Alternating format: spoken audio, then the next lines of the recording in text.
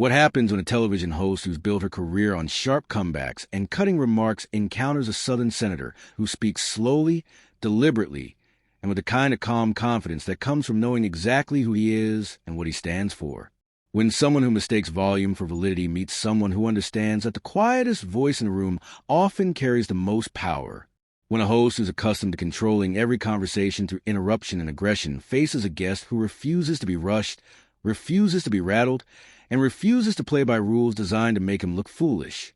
What you're about to witness is not just another political interview gone tense, not just another moment of talk show confrontation, not just another instance where a host and guest disagreed on live television.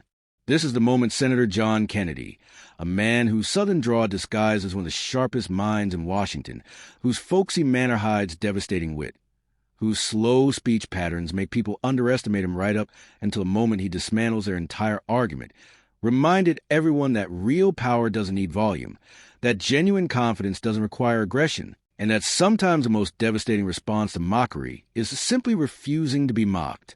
The View had invited Senator Kennedy expecting what they usually got from political guests, either defensive, squirming under aggressive questioning, or angry outbursts that would give them viral clips. Joy Behar had clearly prepared for this interview with a specific strategy: mock his intelligence, dismiss his folksy manner as an act, and frame his carefully chosen words as evidence of someone trying to hide lack of substance behind Southern charm. What Joy called asking tough questions, Kennedy would soon demonstrate was simply performing superiority without earning it, attacking someone's communication style, because you can't effectively challenge their substance, mocking someone's deliberate speech as evidence. They're slow-witted rather than recognizing it as the mark of someone who chooses words carefully because words matter. What Joy fundamentally failed to understand, what people who mistake quick comebacks for intelligence could never grasp, was that Senator Kennedy's slow, measured way of speaking wasn't a limitation to overcome, but a strategic choice. Every pause was intentional. Every word was selected. Every phrase was designed to land with maximum impact, precisely because it emerged from careful consideration rather than reflexive reaction. This isn't about whether politicians should face tough questions, whether public figures should justify their positions, whether senators should expect scrutiny when they appear on television. This is about the difference between legitimate challenge and performative mockery, between questioning someone's positions and simply trying to make them look foolish, between journalism that seeks understanding and entertainment that seeks only to diminish. Joy Behar thought she was being clever, setting up a politician she decided to treat as a punchline, preparing zingers designed to get laughs at his expense, approaching the interview as an opportunity to demonstrate her superiority over someone she prejudged as an easy target. What she was actually doing was demonstrating that some people confuse speaking quickly with thinking clearly, that mockery isn't the same as insight, and that sometimes the person you're treating as a joke is actually several moves ahead of you. And when Senator Kennedy, who'd faced down prosecutors, debated Supreme Court justices, and navigated Washington politics for years, decided to show Joy Behar exactly what happens when you mistake a carefully crafted persona for actual imitation. What unfolded wasn't just a political interview. It was a masterclass in how real intelligence operates, how genuine confidence presents itself, and how sometimes the most devastating way to handle mockery is to stay calm while methodically dismantling the mocker. Buckle up, because what you're about to witness isn't just a clash. It's a reminder that the person speaking slowly might just be giving you time to catch up, and underestimating them is usually the last mistake you make before they show you exactly how wrong you were. The View studio buzzed with familiar energy as Senator John Kennedy was announced, the audience applauding politely but without particular enthusiasm. He wasn't a celebrity, wasn't someone most casual viewers would recognize immediately, just another politician coming to discuss whatever political topic was trending. Joy Behar smiled as she introduced him, but it wasn't a welcoming smile.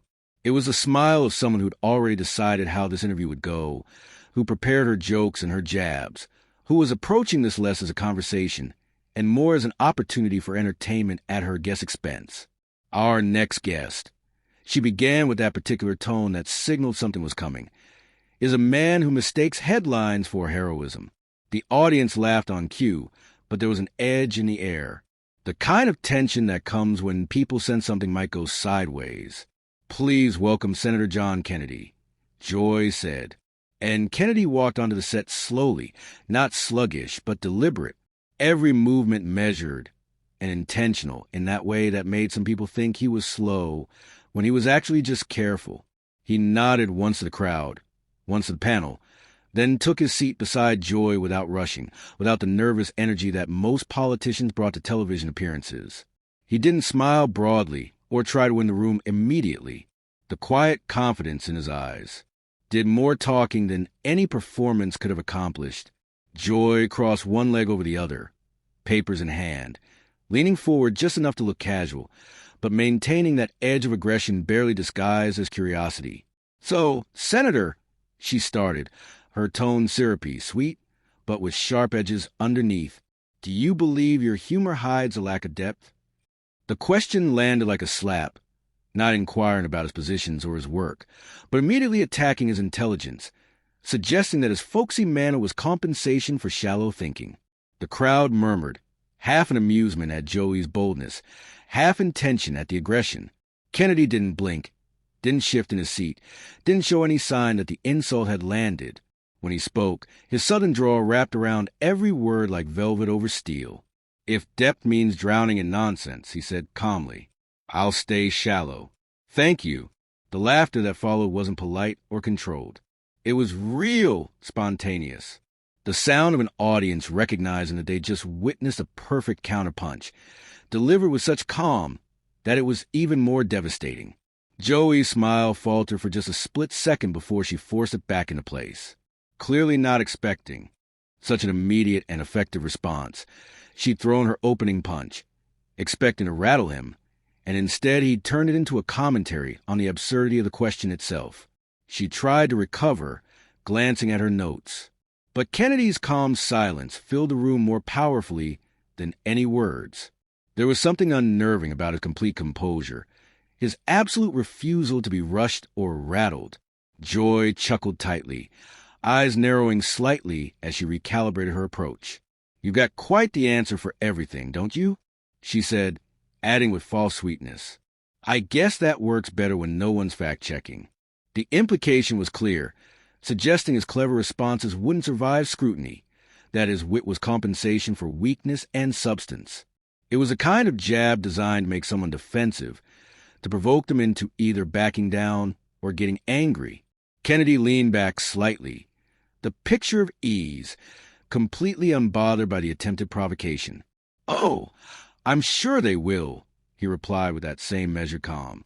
"The trick is saying something true enough to survive the check." The audience reacted immediately. Some clapped. Some just watched with growing fascination, sensing that something unusual was happening. This wasn't going the way these political interviews usually went. Kennedy wasn't getting defensive or aggressive. He was simply meeting every attack with calm certainty.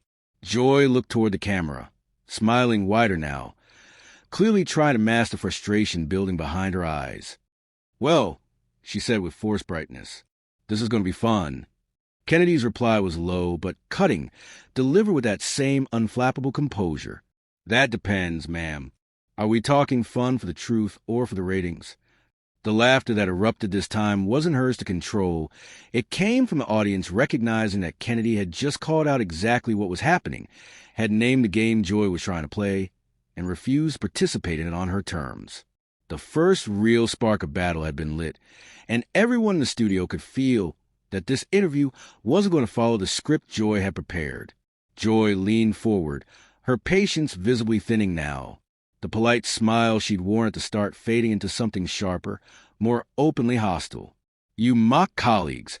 You turn pain into punchlines," she said accusingly, her tone clipped, every word measured like a jab.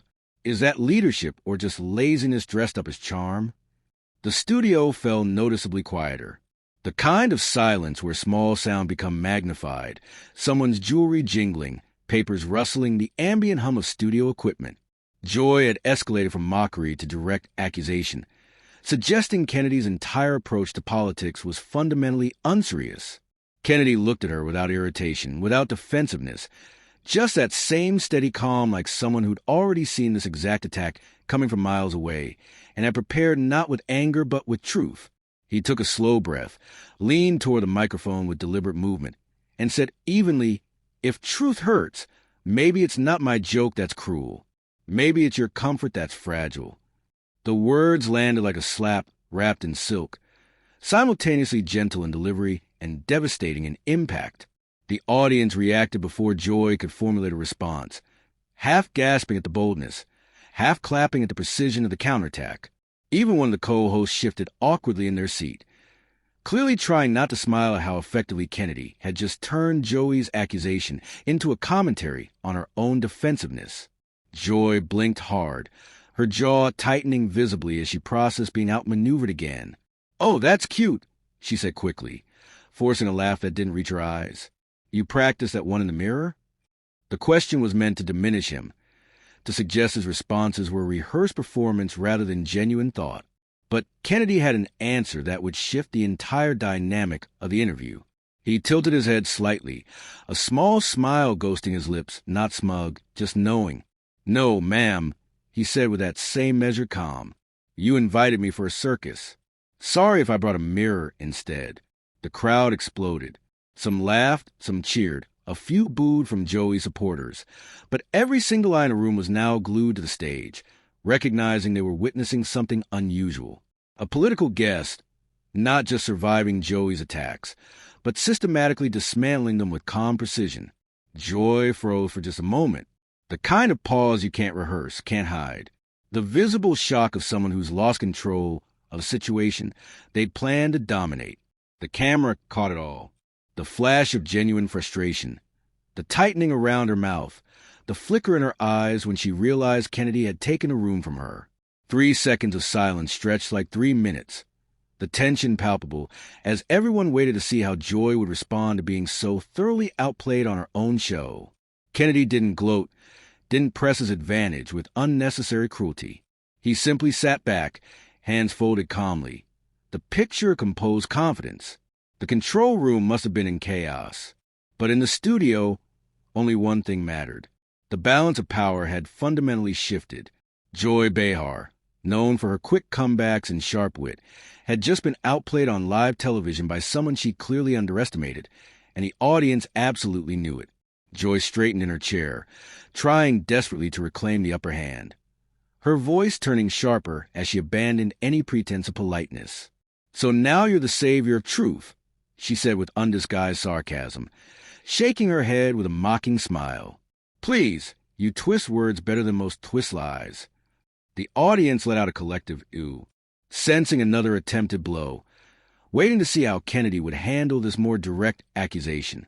Kennedy didn't flinch, didn't shift, didn't show any sign that the attack had landed. He met her gaze directly, the corners of his mouth lifting just slightly too calm, too confident, the expression of someone who'd been waiting for exactly this moment. "Funny," he said, his tone smooth, but cold enough to cut to the mounting tension. "I thought twisting words was a network's job." The studio erupted in gasps and laughter, the kind of sharp intake of breath that comes from witnessing something genuinely shocking. Even Whoopi glanced up from her chords, eyebrows raised like she couldn't quite decide whether to step in or let this chaos continue playing out. Joy blinked rapidly, caught completely off guard by the boldness of calling out the network itself on her own show. She forced a chuckle that didn't quite reach her eyes, clearly scrambling to recover. She leaned closer, lowering her voice, but sharpening it to a blade. "This isn't your Senate hearing, Senator," she snapped, trying to regain control through authority. "You can't filibuster your way out of facts." Kennedy leaned in too, not aggressively, not matching her hostility, just steady and unmovable like bedrock. "No need to," he said, his voice even and almost quiet, but carrying enough weight to silence the entire room. "Facts have a habit of standing while opinions like yours fall over in applause." The audience reacted instantly and powerfully. Some clapped, others gasped, and a few just sat frozen, not entirely sure if they were watching a political debate or witnessing a public execution delivered with such calm precision it was almost surgical. Joy's smirk vanished completely. She opened her mouth to fire back, clearly had something prepared, but the words stalled somewhere between anger and genuine disbelief that this was happening to her on her show in front of her audience. Kennedy didn't press further, didn't pile on or gloat over his advantage.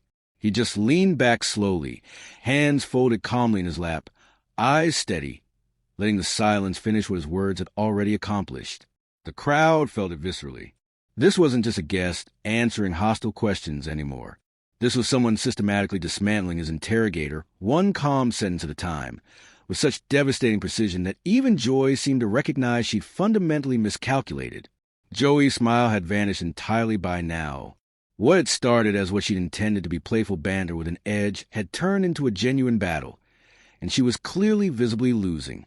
Her voice sharpened further, frustration seeping through every syllable as she abandoned strategy for pure aggression. "You talk slow because you think it sounds wise," she snapped, her hands gesturing with visible irritation. "It doesn't. It sounds old." The crowd murmured uncomfortably. Some laughed nervously. Others exchanged glances. But the overall sense was that Joy had just crossed a line from political disagreement into personal mockery, from challenging positions into attacking someone's manner of speaking as evidence of diminished capacity. Kennedy didn't move for a long moment.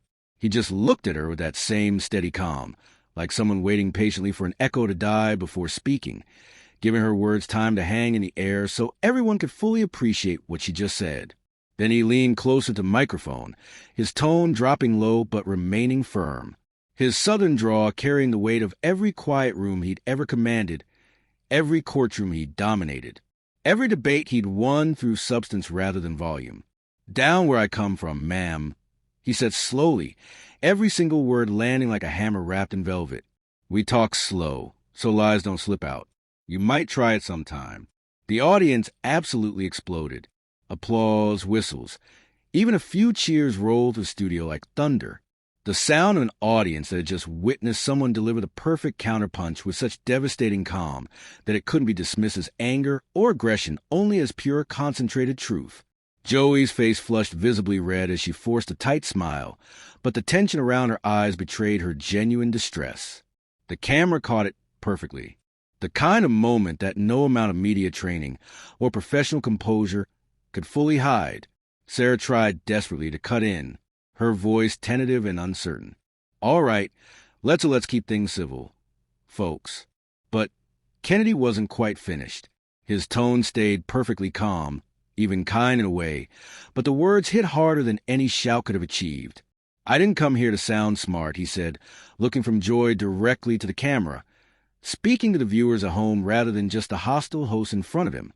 "I came here to sound real, but I guess that's offensive in a world addicted to pretending." The applause returned louder this time, longer with the sound of shifting loyalties and audience that had come expecting to see Joy dismantle another politician. Instead, watching that politician systematically take apart their host's entire approach. Joey's carefully practiced composure cracked visibly. The studio lights seemed harsher now, the air thicker with tension. Kennedy didn't gloat, didn't perform victory, didn't do anything except sit back calmly and let his words do all the work. Joy Behar, the queen of control and quick comebacks, suddenly looked like she was the one under interrogation rather than conducting an interview. Joy could feel the floor slipping out from under her completely now. Every comeback had backfired spectacularly. Every smirk had turned into a grimace. Every attempt to diminish Kennedy had somehow made her look smaller. She straightened her back, summoning whatever remained of her combative energy. Desperate, but still defiant. "You think being blunt makes you brave?" she said, forcing a laugh that didn't quite land, that sounded hollow in the charged atmosphere. "It just makes you reckless." The audience stirred, sensing she was swinging what might be her last punch, trying one final time to land something that would shift the momentum back in her direction. Kennedy didn't rush to reply. He rose slightly from his chair, adjusting his posture to sit taller, his eyes fixing not on Joy, but on the main camera, as if he was addressing the millions watching at home rather than the person attacking him in the studio. "Reckless," he said evenly, letting the words sit for a moment, "is pretending you're brave behind a cue card.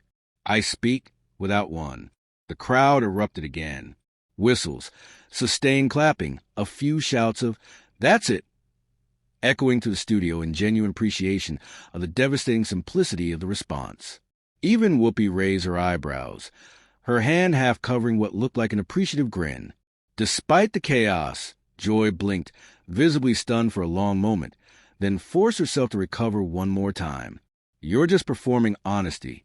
She shot back, her voice tighter now, almost pleading for control she completely lost. The laughter in the room died down just enough for Kennedy's reply to land with crystal clarity. He didn't raise his voice. Didn't need to. Didn't even shift his expression much. "No, ma'am," he said softly, but with absolute certainty, steady as a heartbeat. "I'm just not afraid to sound wrong in a world obsessed with sounding right." The silence that followed was deafening, the kind that makes an entire room forget to breathe. The weight of a statement, so simple and so profound that it temporarily stops all other thought. Joey's lips parted, clearly searching for a response. But no words came. Nothing she could say would diminish what he just articulated. That authenticity matters more than performing correctness. That being genuine beats sounding smart. That courage sometimes means accepting you might be wrong rather than pretending you're always right. Kennedy held her gaze for one beat longer, then looked back toward the audience, his expression unreadable, but his presence absolutely overwhelming the space. It wasn't just a comeback, it was checkmate, and everyone in the room knew it. Joy sat frozen in her chair, the tension in the studio so thick it felt like the air itself had stopped moving. The audience was alive on its own now. No applause lights needed, no prompting required. Just genuine reaction to witnessing something unprecedented. Her signature TV smile twitched at the corners. That professional expression that had carried her through thousands of interviews and countless confrontations. But now it looked brittle, almost painful to maintain, like a mask that no longer fit properly. The cue cards in her hand shook slightly, her fingers digging into them until the paper creased visibly. She forced a breath and tried to speak, opened her mouth with clear intention, but nothing emerged. It wasn't that she didn't have words somewhere. It was that none of them would sound strong enough now. None of them could possibly recover what she'd lost. Kennedy didn't move right away. He didn't have to. The silence itself was doing his work, making his points without requiring additional words. When he finally leaned forward again, his voice dropped to that calm, measured tone that had turned every one of Joey's insults into self-inflicted wounds. "You call me a joke," he said, his drawl slow and deliberate, giving each word time to land properly. "But a joke's only funny until it tells the truth." The line cut through the room like a blade through glass. Simple, devastating, impossible to argue with. Gasps first, then a building wave of sound as the audience rose to their feet, clapping, some even shouting. The kind of genuine chaos that cameras struggle to fully contain. Someone in the back yelled, "Say it again!" And laughter broke through like thunder, amplifying the moment. Joy blinked rapidly, still maintaining that smile, but her eyes telling a completely different story. Cornered, shaken, exposed in a way she'd probably never been on television before. Kennedy waited patiently for the noise to settle, didn't try to ride the moment or encourage more applause. He simply turned his head toward Joy once more, steady and unflinching, his expression almost gentle, despite the devastation he was delivering. "In this room, Ms. Behar," he said quietly but clearly, "I didn't talk you. You just ran out of things to believe." The studio went completely still. The sound technician forgot to breathe. The control room, usually a storm of voices and instructions, fell into absolute silence as every producer stared at the monitors, realizing they were watching television history unfold in real time. The camera zoomed in tight on Joey's face, capturing her smile, finally disappearing entirely, her jaw tensing, her eyes glistening just slightly under the harsh studio lights. Not quite tears, but something close. The visible strain of someone trying desperately to maintain composure while dying inside. For several long seconds, neither of them spoke. Kennedy's expression didn't change. He looked composed, grounded, like someone who had come prepared to fight with truth instead of volume, with substance instead of performance. Joey's hands trembled visibly as she set her gaze down on the desk, her gaze dropping before she forced it back up with obvious effort. But when she met Kennedy's eyes again, there was no power left to project, no authority remaining to claim.